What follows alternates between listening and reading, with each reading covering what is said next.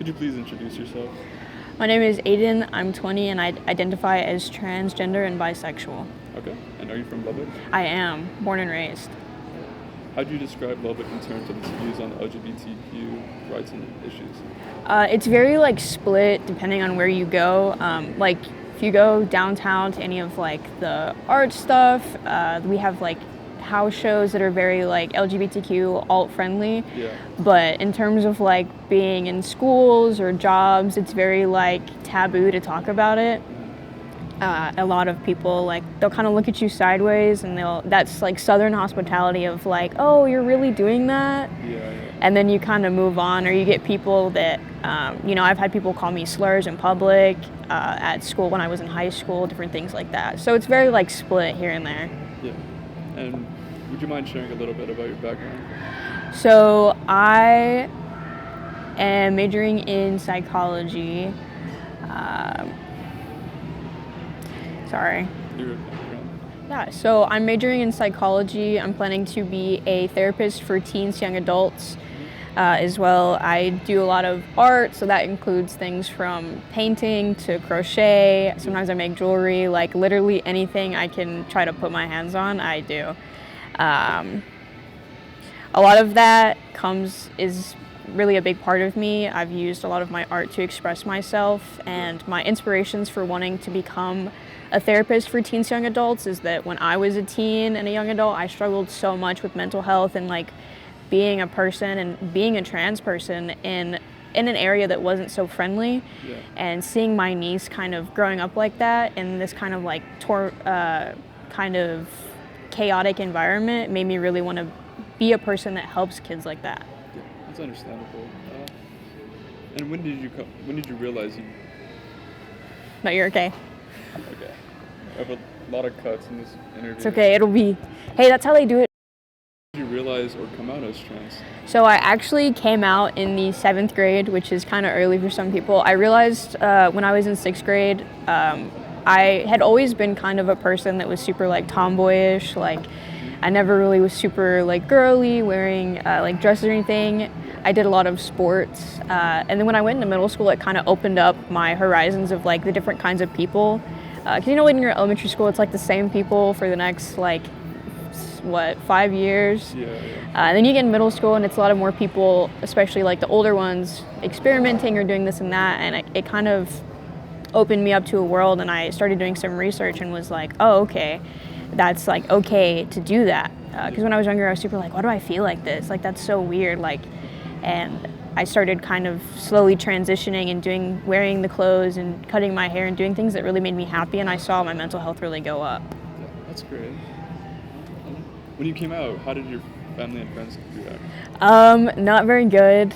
Growing up, my family is super Christian, Republican. They're very God is word. Yeah. So when I came out to my mom, we actually got into a massive fight. And when I was 14, she told me I was going to hell, and it was a bunch of things. And then even now, I've been out for 9 years, and none of my family except my brother calls me by my preferred pronouns or my preferred name.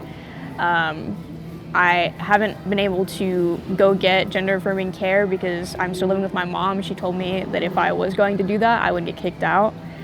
And then when I was 18, 2 weeks before I graduated high school, I actually got kicked out because of it and had to go live with my best friend for about 6 months, and then I moved back in. Wow, okay. And could you share that experience of you trying to access any gender-affirming medication, puberty blockers, things like that? Yeah, for sure. So there's honestly, for one, there's not a lot of articles and documents, especially for Texas, on where you can get that in this area. Yeah. And even then, I've asked doctors, and some of them have been very iffy about it. They'll be especially when I was younger, I think you should wait. I don't feel comfortable giving you that. And then even then, I had a doctor who did give me a list of names that I can access, but again, with my mom, she took the paper, threw it away, told me no. That's great. Hey, at least it ended right. Yeah, right on. Okay, and what are some common misconceptions about puberty blockers or gender-affirming medication that you wish people understood more? So a lot of the misconceptions about puberty blockers is that it's this like horrific thing that they're doing to their kids, but it's actually just stopping the hormones from going on. It's reversible, and if someone decides that they no longer want to do that, they can actually stop taking them and it has no effect. A lot of other things as well is that, especially with people that are younger or even 18, have this big misconception that like, oh, you're mutilating your children. Yeah. But nobody under 18 can actually get a surgery for gender-affirming care. So there's no chance of that really happening, and if it is, it's a very like special case. And through that, there's a lot of things they have to do, like tests, psychological, different things like that. So there's a lot of misconceptions that aren't really true, and it's just because people don't do their research. Yeah. What challenges do you think the trans youth face when seeking gender-affirming care? So honestly, just like the stigmatism in their area, even some laws. I know, not to get political, but our president spent $67 million in anti-transgender campaign ads, which sucks. And it's a lot of whiplash from like, hey, I think I want to do this, and then someone kind of being like, no, I don't think you should do that, that's wrong. Yeah.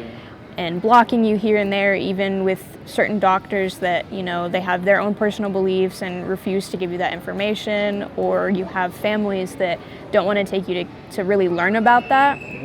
And the fact that there's so much misinformation on the internet in general, that even the youth that are trying to like research it and get more information about it usually end up getting the wrong information in general. Yeah. Okay. And what advice would you give to someone who is questioning their gender identity? So gender is a spectrum. You can be trans and still want to be a little feminine. And if you are questioning, do your research. Like, don't think that because you have to fit in this box of I have to be like this, that you're not a certain way, you know? Yeah. You're allowed to experiment and kind of, sorry, cut. I started like tripping. Okay, and what advice would you give to someone who is questioning their gender identity? Honestly, just do your research, experiment in like a safe way of like, hey, maybe I should try this thing of like, maybe I'll wear these clothes or put on makeup, or I'll do other things like wear a chest binder, as well as like gender is a spectrum. There's this big thing of like trans people when they first kind of get into it, they're like, I have to be super feminine or I have to be super masculine. When I was younger, I wore a lot of like very like frat boy-y, like cis man clothes. And as I've gotten older, I've learned that it's a spectrum and a lot of it is just societal norms. So even as a trans man, I'll do makeup or I'll wear femme clothes, but that doesn't mean I'm any less of a man. I mean, there are even cis men who, you know, they wear skirts or makeup, or there's women who wear suits and dress masculine. So it's a spectrum, and don't be afraid to kind of go out of your comfort zone. Yeah, of course. If you could share one message with people who are unsure or uninformed about puberty blockers, what would it be? Honestly, just do your research. There's so many things you can say that about, not even just puberty blockers. There's a lot of misinformation about so many different topics, and people spread information that isn't true, or they fight a cause that they have no information about because they didn't do their research, and all they're getting is like their opinions or facts from the internet or TikTok. So if it's kind of dumb, but how can you hate something that you don't even know about? Yeah. It's kind of stupid in like the most polite way I can say it, and that goes for everything. Just do your research. Make sure you have the facts to support your opinions. Okay. And my final question for you is, what gives you hope for the future of trans rights and healthcare?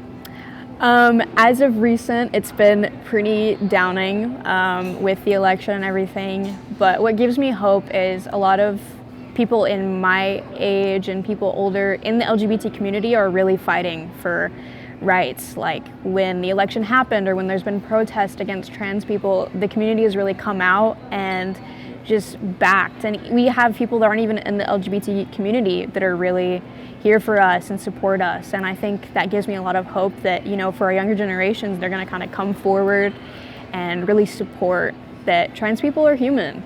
We have rights too, just how women have rights regardless of some people's opinions, and just how men have rights, and just how people of all many races have rights. So that makes me really hopeful for the future.